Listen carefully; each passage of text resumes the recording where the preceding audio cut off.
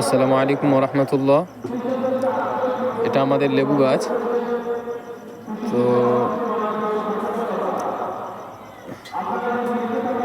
তো এই লেবু গাছে একটা পাখি বসে আছে। রমজান মাস থেকে শুনছি, মায়ের মুখ থেকে শুনছি যে রমজান মাস থেকে এই পাখিটা এই লেবু গাছেই বসে আছে। লেবু গাছটা খুব ছোট, যদি ভিডিওটা নিচের দিকে মানে করলে বুঝতে পারবে লেবু গাছটা খুব ছোট। লেবু গাছটা খুব ছোট গাছ, কিন্তু এই পাখিটা রমজান মাস থেকেই বসে আছে এখানে। তার রাত্রেবেলা করে এখানেই বসে, সারা রাত এখানেই থাকে। তো পাখিটা খুব সুন্দর লাগছে, আশ্চর্যজনক। ও শুনতেও পাচ্ছে যে আমি কি বলছি না বলছি, সব শুনতে পাচ্ছে, তাও এখান থেকে যাচ্ছে না। পাখিটা খুব অসাধারণ, খুব সুন্দর লাগছে, খুব ভালো লাগছে।